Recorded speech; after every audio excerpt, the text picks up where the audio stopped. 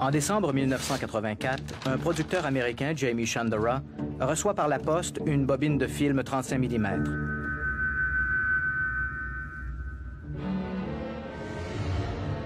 Une fois développée, la pellicule révélera 8 pages d'un document évoquant la création, dès 1947, d'une organisation occulte mandatée pour gérer toute information relative aux ovnis. Depuis plus de 50 ans, cette organisation ultra-secrète aurait été l'un des rouages d'une vaste conspiration planétaire pour censurer la réalité des visites extraterrestres. Nom de code de ce groupe d'élite, Majestic 12 ou MJ-12.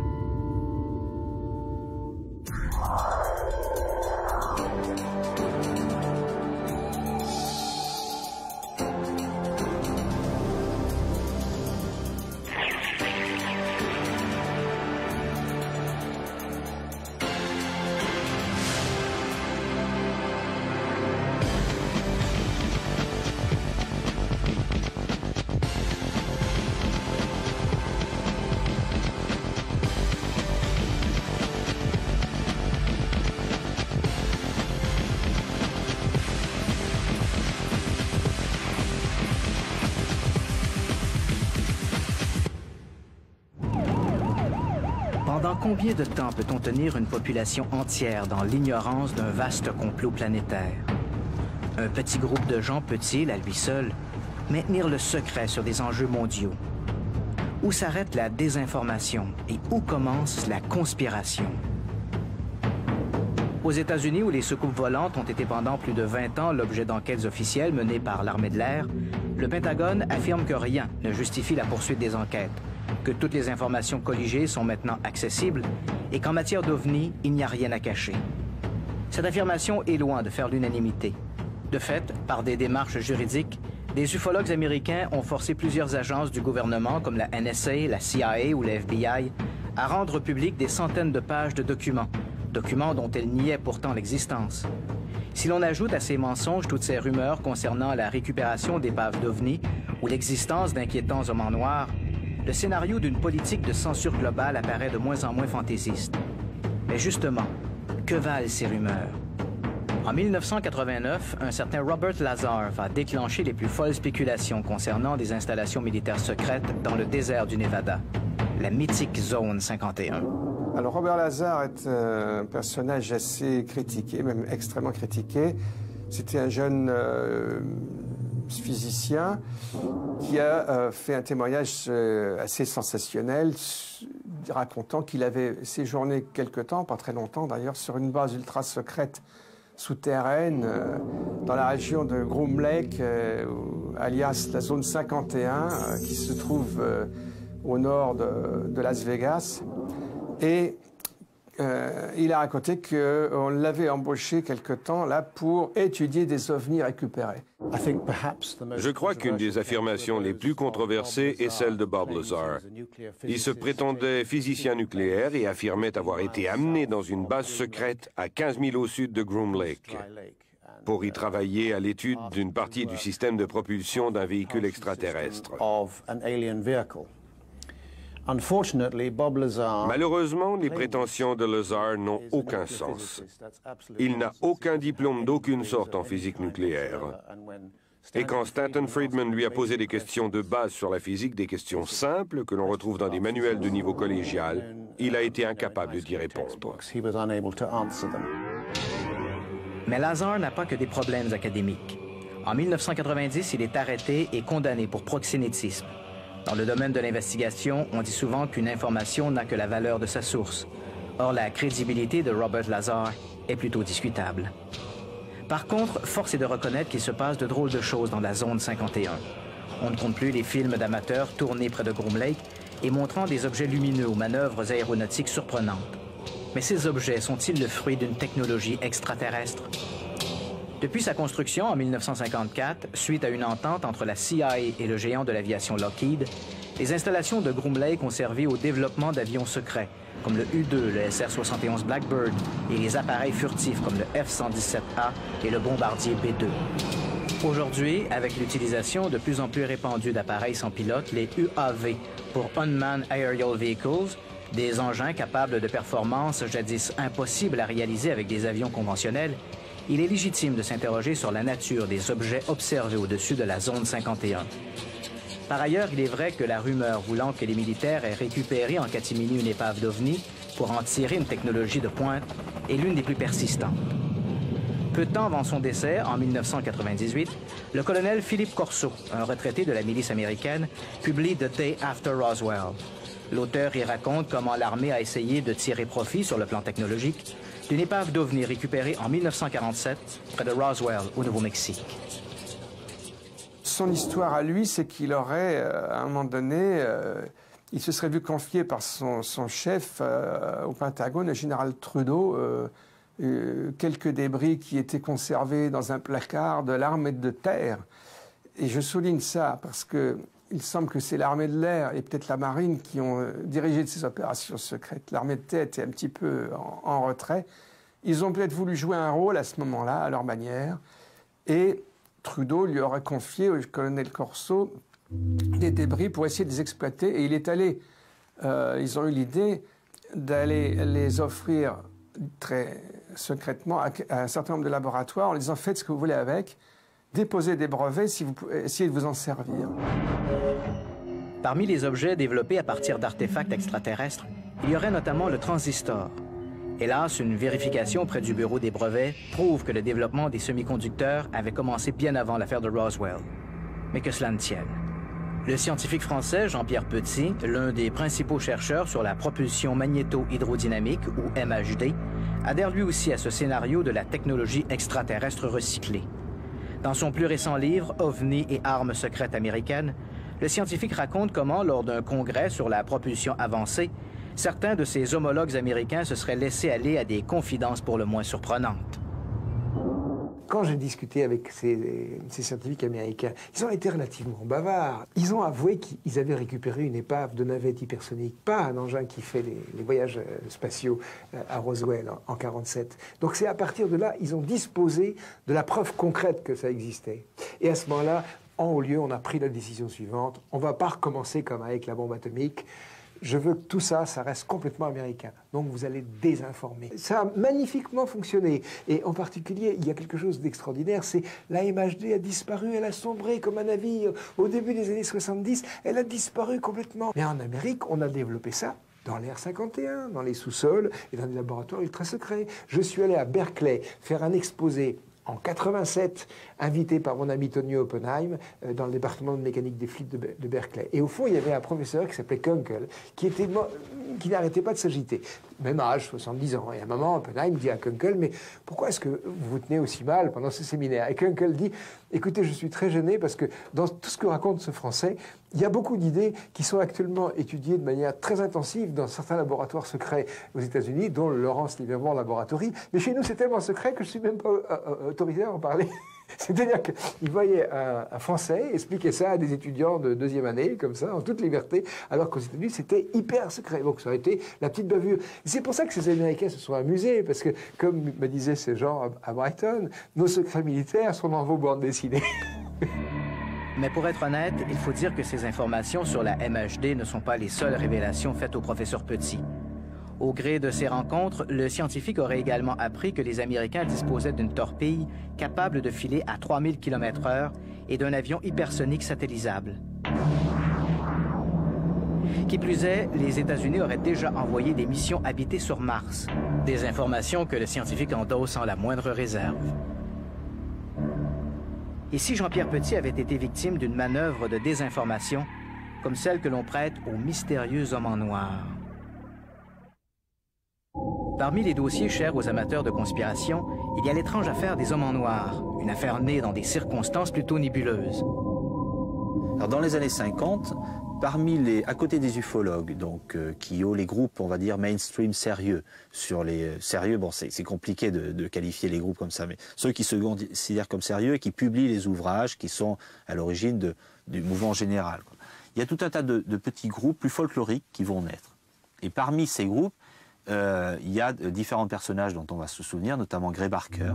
Alors Gray Barker était un Américain qui a commencé à s'intéresser aux soucoupes volantes au début des années 50 et qui rentre en relation avec un petit groupe donc sur la côte Est, qui est dirigé par un ufologue qui s'appelle Albert Bender, Et donc ça fait partie de tous ces petits groupes qui sont nés à cette époque-là. C'est-à-dire que dans la foulée de l'article de Keogh et des vagues d'articles comme ça qui paraissent dans la grande presse, il y a tout un tas de personnes qui vont se dire « moi aussi ça m'intéresse et je fais mon groupe, je fais mon fanzine, je publie mes livres ». Enfin, c'est rarement des livres, c'est plutôt des bulletins et autres. Et donc il y a tout un tas de petits groupes. Gray Barker donc, va entrer en relation avec un de ces groupes qui dit avoir des tas de correspondants partout sur la planète et tout. C'est-à-dire que chaque fois que quelqu'un leur écrit, il devient correspondant, donc ça va très vite. Et ce qui se passe, c'est que ce groupe va connaître une trajectoire assez particulière, puisque son président, donc Al Bender, va, du jour au lendemain quasiment, cesser toutes ses activités. Pour ses amis, c'est très mystérieux, ils se demandent ce qui se passe.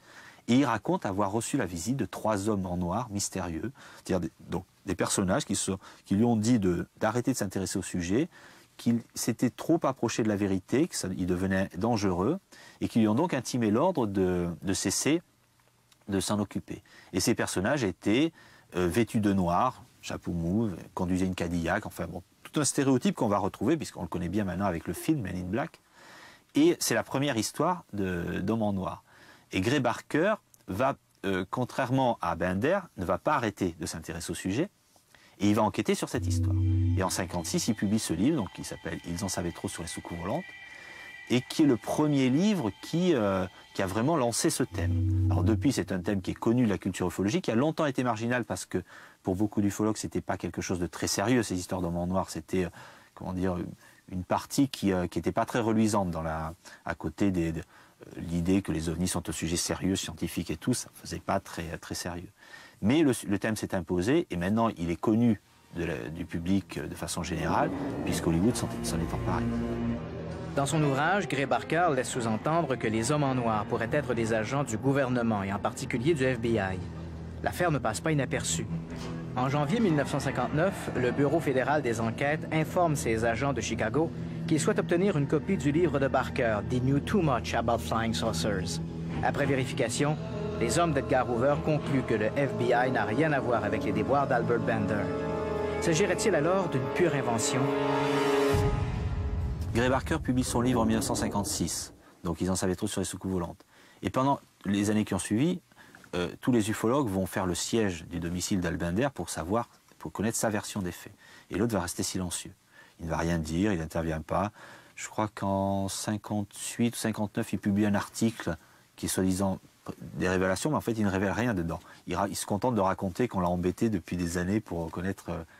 Mais en 62, il publie un livre, effectivement. En fait, c'est Gray Barker qui publie le livre. C'est un manuscrit de Bender qui raconte sa propre version des faits. Et là, en fait, tous les ufologues seront très déçus parce que non seulement ça ne correspond pas à l'histoire que Barker racontait, c'est-à-dire c'est pas les agents du gouvernement ou la 5e colonne extraterrestre et tout. Ce sont des extraterrestres qui ont établi une base dans l'Antarctique, mais c'est un scénario de très mauvaise science-fiction et la plupart des gens considèrent en ufologie, en fait, tous ceux avec qui j'ai discuté considèrent que c'est une fiction. Une mauvaise fiction d'ailleurs, puisqu'il raconte que ces êtres se matérialisaient chez lui, il y avait des êtres masculins, féminins, il y a des histoires en plus qui sont à la limite de l'érotisme torride dans le livre de Bender, et il raconte comment il a été amené par les extraterrestres dans leur base, qu'en fait ces extraterrestres viennent sur Terre parce qu'il y a un élément dans l'eau, je ne sais plus quoi, chez nous, dont ils ont besoin pour leur planète, donc ils recueillent cet élément. Et en fait, ils sont partis vers 60 ou 61, ils sont repartis vers leur planète. Et c'est pour ça que Bender a pu se délester de son secret. Parce qu'avant ça, les extraterrestres, tu avais dit, surtout n'en parlaient pas.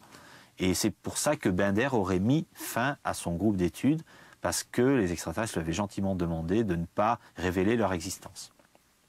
Donc cette histoire est très étrange. Ceci dit, elle va bien avec le personnage, parce que Bender était assez atypique par rapport aux autres ufologues. Mais Barker lui-même, dans le bouquin, dans les notes qu'il a rajoutées, puisqu'il a dû réécrire le manuscrit qui était, semble-t-il, assez mal écrit, il a rajouté des notes. Barker lui-même, qui pourtant en avait vu d'autres, avoue qu'il avait du mal à croire à cette histoire. Donc c'est un aspect qui est devenu assez marginal de la culture ufologique, même si finalement on en parle souvent plus que du reste des dossiers. Il faut dire qu'au-delà du mythe créé par le duo Barker et Bender, la littérature ufologique abonde d'histoires d'hommes en noir. Dans les années 60, il semble être partout. En 1967, l'US Air Force, qui prend l'affaire au sérieux, va même jusqu'à émettre une note informant son personnel que des gens vêtus en civil et prétendant appartenir à un corps d'élite de la NORAD visiteraient des témoins du phénomène OVNI pour leur demander de ne rien dire de leur observation. L'Air Force précise que ces visiteurs sont des imposteurs et que tout officier ayant eu vent de telles activités doit immédiatement en informer ses supérieurs. Dans son livre « The Truth Behind Men in Black », l'ufologue britannique Jenny Randles rapporte des dizaines d'histoires de visites d'hommes en noir, des visites échelonnées de la fin des années 1950 jusqu'à aujourd'hui.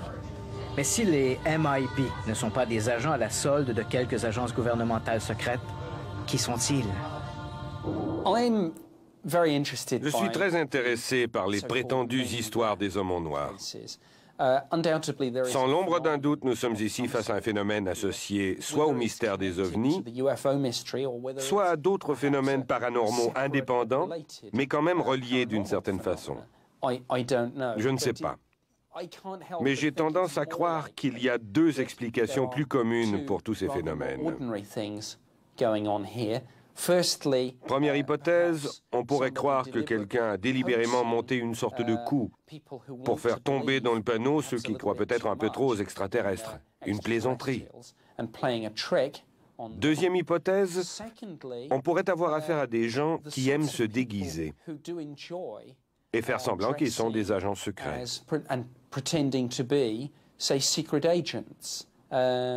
C'est une pathologie bien connue dans le monde de la psychologie et de la psychiatrie. On a l'exemple de gens qui s'habillent en officiers de police ou encore en ambulanciers, et pour qui le port de l'uniforme comble une sorte de carence psychologique. Il ne m'apparaît pas très exagéré d'imaginer que beaucoup de gens aimeraient jouer le rôle d'un agent appartenant à une branche secrète d'un service gouvernemental. Une agence occulte, et pourquoi pas le MJ-12? En novembre 1950, de retour à Ottawa après une visite dans la capitale américaine, Wilbur B. Smith, un ingénieur canadien à l'emploi du ministère fédéral des Transports, adresse à ses supérieurs un rapport de visite. Smith y explique avoir appris qu'aux États-Unis, le sujet des soucoupes volantes était classé à un niveau de confidentialité plus haut que celui de la bombe H et que l'étude de ces objets avait été confiée à un groupe de chercheurs dirigé par le Dr Vannevar Bush, le conseiller scientifique du président Truman. Cette rumeur concernant l'existence d'un petit groupe secret chargé d'étudier les soucoupes volantes sera omniprésente dans l'histoire moderne des ovnis. Dans son livre « Report on Unidentified Flying Object », le capitaine Edward Ruppelt, directeur au début des années 50 du projet Blue Book, la commission américaine d'enquête sur les ovnis, explique que durant son mandat, il a eu l'impression, lui aussi, qu'un organisme occulte travaillait en parallèle à Blue Book. Mais quelle est donc cette mystérieuse organisation? Il y a plusieurs documents associés au MJ-12. L'un des premiers documents est celui du briefing d'Eisenhower envoyé à Jimmy Chandera sous forme d'un rouleau de film non développé contenant 16 images. On connaît aujourd'hui 2 jeux de tirage de ces photos. L'un est en possession de Bill Moore, l'autre appartient à Jimmy Chandera. Les 2 jeux sont identiques et j'ai été en mesure d'en obtenir une copie de la part de Jimmy Chandera. On y retrouve le fameux mémo Truman-Forrestal, datant de 1947 et qui, croit-on, marquait le début du programme Majestic 12.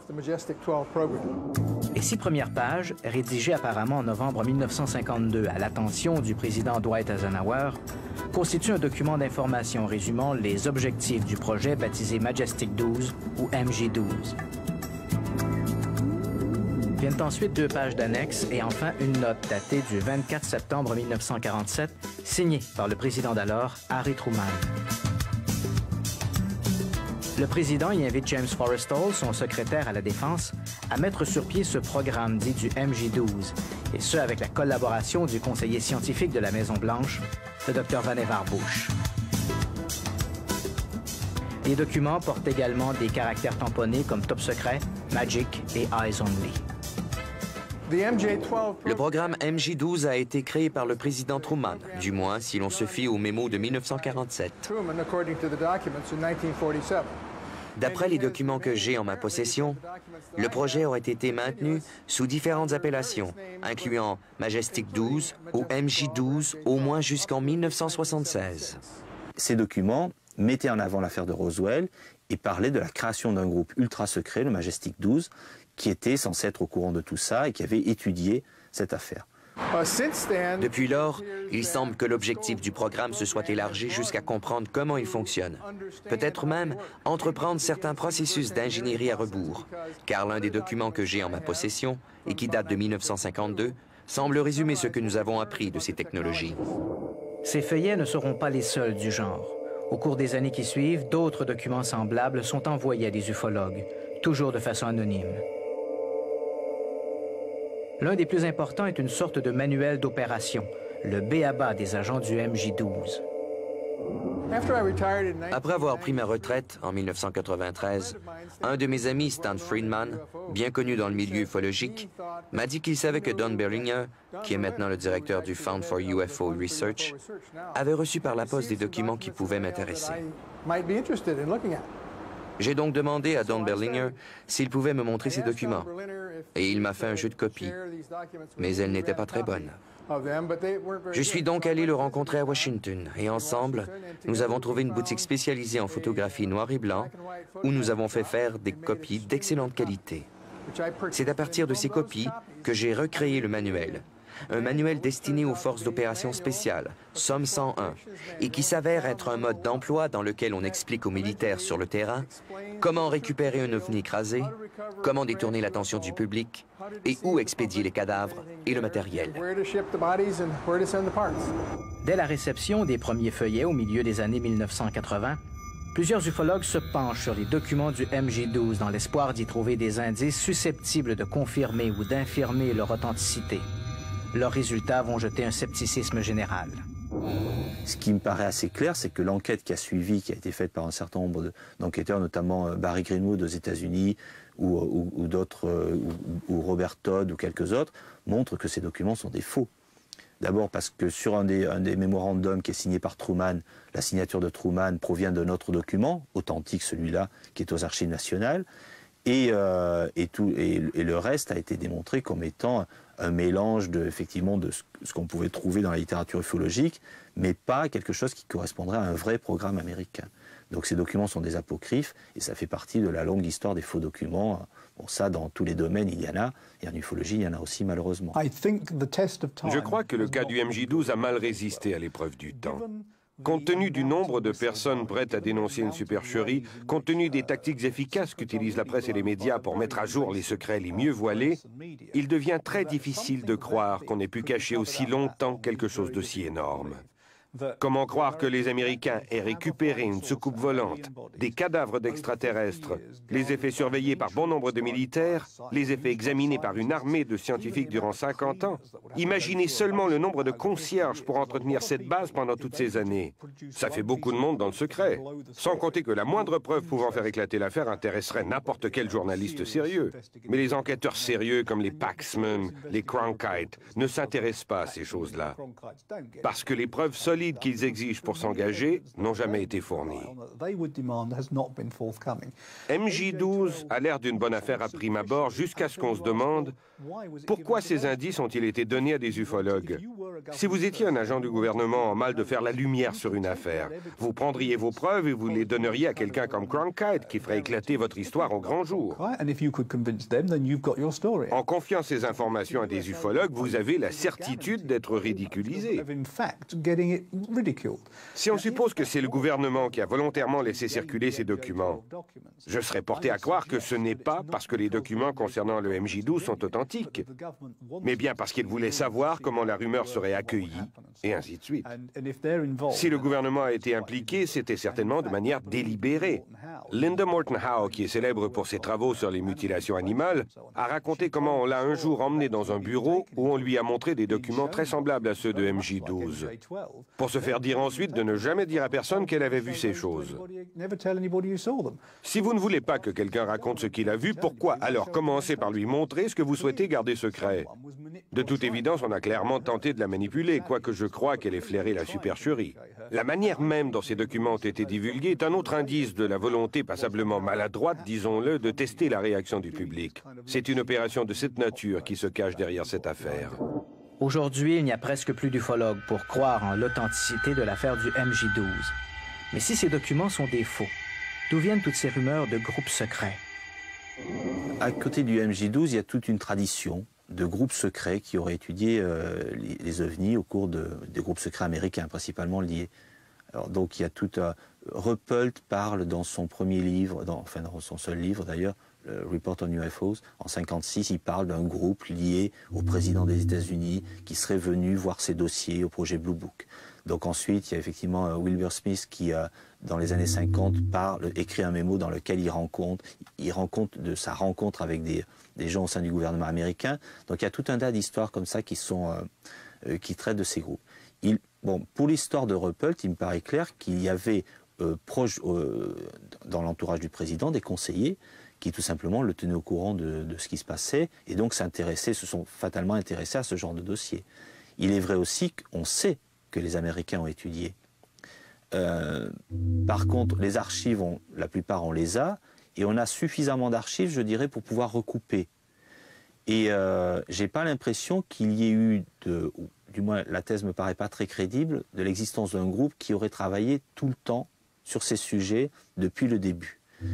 Il est possible qu'à certains moments où le sujet était sensible, par exemple lors de la vague de 52, avec le survol de Washington, que le président ait demandé à ses conseillers, vous me faites un rapport là-dessus, et qu'on essaie de tirer l'affaire au clair. Qu'à d'autres périodes de tension avec les Russes, il se soit aussi intéressé à certains dossiers. C'est tout à fait crédible. Mais il n'y a pas eu d'effort continu depuis, et surtout, ce qui est le plus important, c'est qu'il n'y a pas eu d'effort continu, et surtout ces gens n'avaient pas la solution. C'est ça qui est important. C'est que dans le scénario conspirationniste, on va dire, on a tendance à attribuer aux puissants la connaissance du dossier. Ils savent tout depuis le début. Moi, j'ai surtout l'impression qu'ils pataugeaient comme tout le monde. Ils se posaient des questions. Et alors, à moins d'imaginer effectivement qu'ils ont récupéré quelque chose et tout, mais tous les scénarios qu'on a pu voir ne paraissent pas très crédibles de ce point de vue-là, il est clair qu'ils se posaient des questions, mais qu'ils n'avaient pas la réponse et qu'en plus, ce n'était pas forcément le problème numéro 1. Ils avaient d'autres sujets plus sérieux. Alors si le sujet avait pu être relié clairement à une intervention des Russes ou autre, à l'époque, ça aurait été très sensible, mais ils se posaient la question, mais souvent on se rend compte qu'ils éliminaient cette hypothèse. Ce n'était pas des extraterrestres, ce n'était pas non plus les Russes. Donc ils avaient tendance à dire c'est un phénomène de culture populaire. Les psychologues les avaient plutôt tranquillisés là-dessus. On était à une époque en plus où il y avait toute cette notion sur les superstitions populaires qui dure encore un peu, mais qui est un peu passée de mode maintenant. Et donc, c'était une façon facile d'éliminer le sujet. It is my belief that something like that type of organization has existed, and whether or not something like that still exists, I'm not as certain, but I'm willing to guess that it probably does. I say this on the basis of Je me fonde sur une série d'affirmations faites par l'ex-officier de l'armée de l'air, Edward Ruppelt, qui a fait allusion à une telle organisation, et pour être honnête, je dirais que tout cela relève d'une certaine logique. Je vous propose de jouer à un petit jeu historique. Supposons que nous sommes en 1947 et que vous vous nommez Harry Truman. Et supposons que vous disposez d'une technologie qui est possiblement d'origine extraterrestre. Que feriez-vous? Nous savons qu'en 1947, les Américains avaient le monopole d'une importante technologie, la technologie nucléaire, et tous les autres pays du monde frappaient à la porte des Nations Unies, demandant aux États-Unis de rendre publique la technologie nucléaire et de la mettre sous le contrôle de l'ONU. La réponse américaine fut un non catégorique. En conséquence, posez-vous une question très simple. S'ils ont refusé de partager la technologie du nucléaire, croyez-vous vraiment qu'ils vont accepter de partager quelque chose d'aussi exotique qu'une technologie d'origine extraterrestre? Je crois que la solution était d'en faire un secret absolu, même pour les Américains. puisqu'on soupçonnait les agents soviétiques d'avoir réussi à infiltrer les services secrets et la communauté scientifique américaine. C'est également un secret que vous chercheriez à entourer d'un protocole de sécurité le plus sophistiqué et le plus hermétique possible. C'est une hypothèse, bien sûr, mais qui a le mérite de coller aux faits. Aujourd'hui, on s'interroge sur l'existence possible d'un prétendu MJ-12, et je pense qu'il est tout à fait raisonnable de croire qu'une telle organisation a déjà existé et que quelque chose de semblable existe toujours. Parallèlement à ces histoires de technologie extraterrestre, d'hommes en noir ou d'organisations occultes, on a vu apparaître, surtout depuis le début des années 80, des discours beaucoup plus radicaux. Sous la plume d'auteurs comme Milton William Cooper ou David Icke, les extraterrestres ont été récupérés et assimilés à un scénario beaucoup plus apocalyptique où le rôle de l'armée américaine va bien au-delà de la simple récupération d'un ovni accidenté. Alors, cette histoire du grand complot des extraterrestres sur Terre, qui ont partie liée avec le gouvernement fédéral américain et avec des multinationales. En fait, c'est un élément du puzzle en plus, quoi. Je veux dire, un élément qu'on espère de poids du côté des conspirationnistes, en disant que le monde, et particulièrement les États-Unis, est truffé de bases souterraines où grouillent littéralement des extraterrestres et qui sont des fois sur 5-6 niveaux, où il y a des milliers de ces aliens comme ça, dont le but est justement de se servir des êtres humains qu'on enlèverait à des fins soit de reproduction, soit de mélanger les races pour avoir des êtres qui puissent s'adapter, passer inaperçus dans la population. Moi, j'ai rencontré des gens qui sont convaincus par ça, qui sont des gens absolument charmants quand on ne parle pas de ça, et puis qui deviennent, qui atteignent un niveau de paranoïa extraordinaire quand ils sont convaincus que l'ennemi est partout. C'est ça, les oreilles. Il y a des oreilles dans les murs, quoi. Il y a des yeux partout, et surtout, il y a pire que tout, une infiltration venue d'ailleurs. Et avec l'accord des gouvernements et de la grande puissance internationale financière.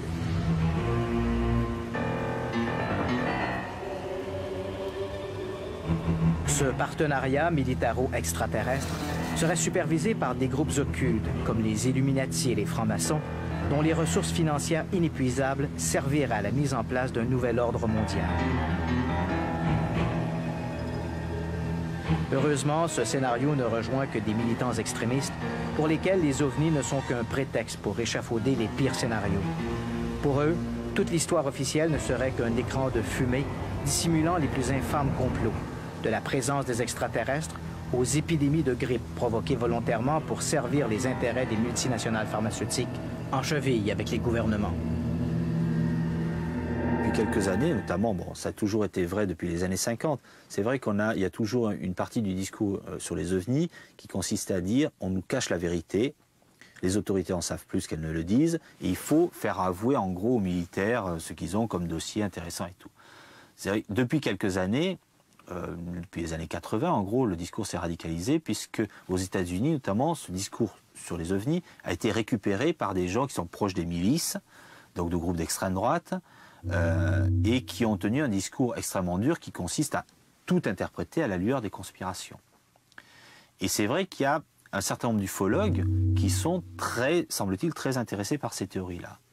Alors, il y a deux choses, c'est que, effectivement, il y a un débat à mener sur qu'est-ce qui est acceptable ou pas dans le cadre d'une controverse, et est-ce qu'il est indispensable de s'associer à ce genre de personnages et à ces théories pour être crédible. J'ai l'impression que c'est pas forcément... C'est comme si, pour faire de la politique en France, il fallait forcément passer par le Front National. Ça n'est pas une perspective très réjouissante. Les discours extrémistes risquent effectivement de nuire très fortement au très peu de crédibilité qu'a déjà l'ufologie. Je crois que certaines personnes sont au fond dans une fuite en avant. Il y a un moment, ils atteignent un point de non-retour et leurs croyances se déconnectent de plus en plus de la réalité.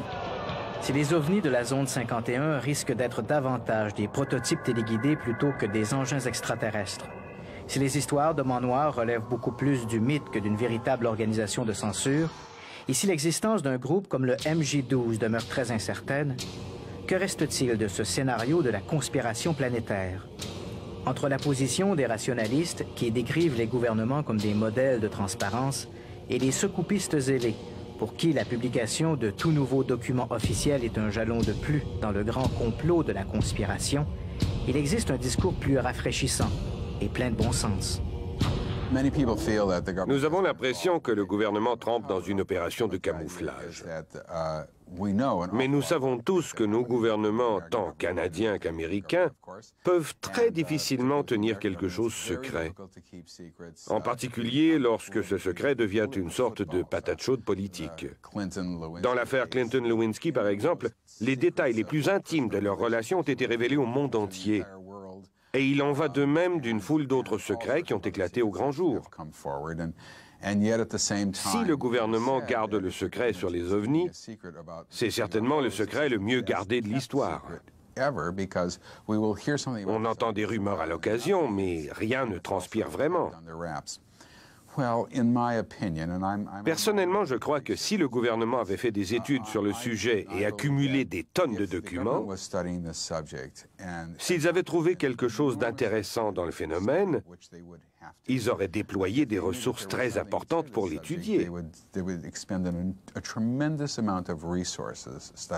Or, en 50 ans, on l'aurait su.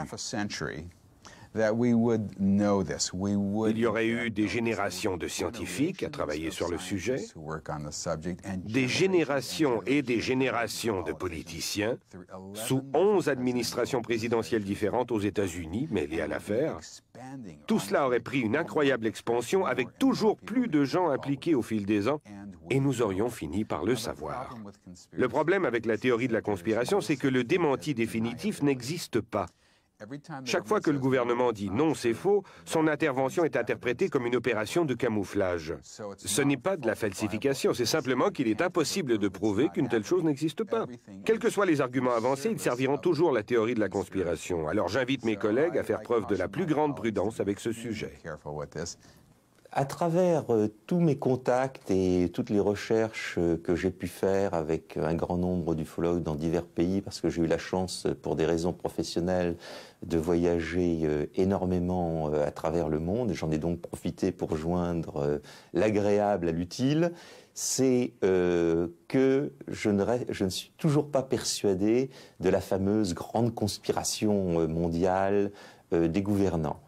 Que les gouvernements aient caché au cours des 50 dernières années un certain nombre d'enquêtes, de rapports et de conclusions, pour moi cela ne fait aucun doute, mais je pense simplement que ces gouvernements faisaient leur travail et que donc confrontés à un phénomène, ils ont fait une enquête, c'est normal, c'est pour ça qu'ils sont là. Que s'ils en ont conclu à l'époque que soit ils ne pouvaient rien en conclure, soit qu'ils étaient confrontés à quelque chose qui était toujours inexplicable, il était normal qu'ils n'avouent pas leur impuissance. C'est exactement le même principe que dans d'autres domaines. Quand le gouvernement français a gâché un certain nombre de milliards de ses contribuables, en général, il essaye de le cacher, il ne s'en vante pas. En matière d'OVNI, je pense simplement que les gouvernements, ne pouvant rien tirer de ce qu'ils ont eu, n'en ont pas parlé. Je ne crois absolument pas à une grande conspiration des petits gris ou des reptiliens avec le nouvel ordre mondial et les Illuminati de Bavière pour nous cacher la vérité en attendant de nous coloniser. Je crois qu'il y a des preuves que, jusqu'à un certain point, il y a camouflage. Je ne suis pas de ceux qui croient que nous sommes face à une grande conspiration bien orchestrée. Mais il y a, au sein des diverses agences de renseignement, des politiques de communication très inégales. C'est un sujet délicat. Lorsqu'on évoque le prétexte de la sécurité nationale, j'ai tendance à croire qu'on se réfère davantage à l'insécurité nationale. Certaines agences ont des budgets énormes et sont responsables de la protection de l'espace aérien, des systèmes de défense côtiers, et ils n'aiment pas trop dire publiquement « nous ne savons pas ». De toute évidence, nous ne sommes pas prêts à admettre que nous ne sommes peut-être pas seuls. 50% du public nord-américain craint que nous ne soyons pas seuls. 10% de ce même public rapporte des observations d'OVNI ou des contacts extraterrestres. De fait, au Canada, ce pourcentage est plus élevé qu'aux États-Unis. Il est inquiétant de penser que nous n'avons aucune certitude et que ces objets puissent se déplacer indépendamment de notre volonté. Si vous êtes un contrôleur aérien ou un astronome, les ovnis font partie du monde réel.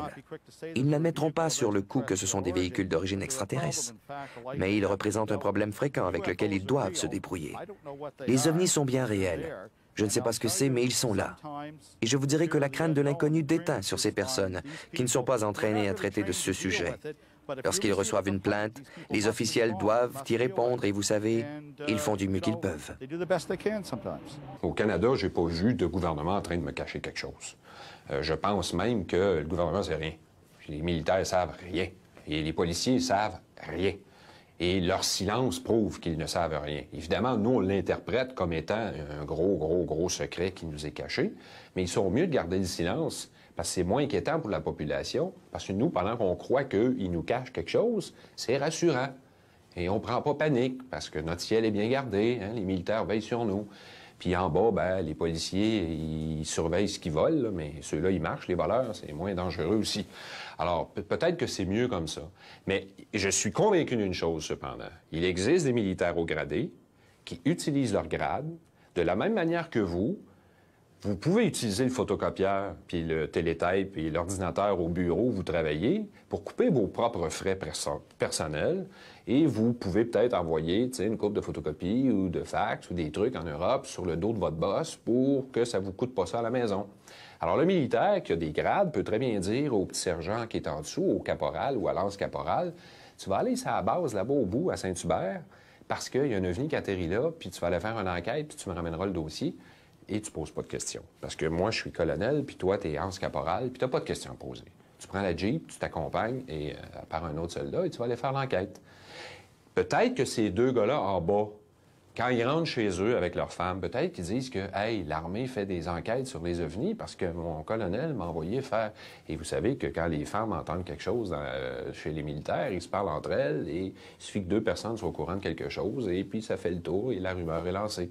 Alors, je pense qu'à certains niveaux, dans les forces armées, quelles qu'elles soient, pas tant canadiennes, pas seulement chez nous, là, c'est partout dans le monde, il y a certainement des militaires qui utilisent leur position avantageuse pour personnellement cueillir de l'information. Mais ils ne sont pas mandatés pour le faire. Ils le font par intérêt personnel. Mais il n'y a pas personne qui cache quoi que ce soit là-dedans. Je ne crois pas que nous faisons face à une importante opération de camouflage. Si on nous cache quelque chose, c'est l'ignorance. Le gouvernement se dit peut-être que le phénomène est important, mais nous ne le comprenons pas encore. Et il ne faut pas l'admettre publiquement, alors quoi que nous fassions, nous allons rester discrets. J'ai entendu des rumeurs, j'ai même discuté avec des gens qui m'ont parlé de projets secrets ou de divers trucs du genre. Mais je n'ai jamais vu de preuves qui m'auraient franchement convaincu d'un camouflage. En revanche, j'ai des preuves que le gouvernement américain a fait un travail misérable en matière d'étude du phénomène des ovnis et que sa perception a été largement affectée par la guerre froide, au cours de laquelle l'administration américaine avait fait du secret un enjeu majeur à l'égard de tout ce qui était militaire ou industriel, à cause justement du conflit avec les Soviétiques. Cette situation a déteint sur l'attitude à l'égard des ovnis, puisque ces observations auraient pu être une arme psychologique, possiblement exploitée par les Soviétiques ou d'autres. Ainsi, l'étude des ovnis qui aurait dû représenter un champ scientifique ouvert a-t-elle été détournée de ses fins au profit du facteur politique. Si on ne peut nier le manque de transparence des gouvernements dans certains dossiers OVNI, rien ne prouve en revanche que cette censure dissimule une vaste conspiration pour étouffer le phénomène. Dans de nombreux cas, il est clair que la mise au secret des informations a davantage été motivée par les peurs suscitées par la guerre froide ou par la perspective d'une invasion russe. Il faut se méfier des rumeurs sensationnelles et de ce que certains peuvent faire dire à des documents censurés. En revanche, il est clair que depuis plus de 50 ans, les ovnis sont l'objet d'une incessante campagne de désinformation. Mais les principaux agents de cette intoxication ne sont pas d'obscurs services secrets ou quelques groupes d'élite au sein du gouvernement. Non. À ce jeu du vrai ou faux, la menace vient plutôt de l'intérieur. À force de faire l'apologie d'histoires sensationnelles mais tout à fait invérifiables, les ufologues les plus zélés ont défiguré le sujet des ovnis, mieux que n'auraient pu le faire toutes les agences gouvernementales réunies. Avec un mépris inqualifiable pour la vérité factuelle et souvent un penchant immodéré pour l'appât du gain, ces militants n'ont pas hésité à travestir les faits ou à ignorer sciemment certains détails pour justifier leur engagement. Preuve qu'en matière de désinformation, on n'est jamais aussi bien servi que par soi-même. Et avec l'avènement d'Internet, il est certain, comme le disait si bien David Vincent, le héros de la mythique série Les Envahisseurs, que le cauchemar ne fait que commencer.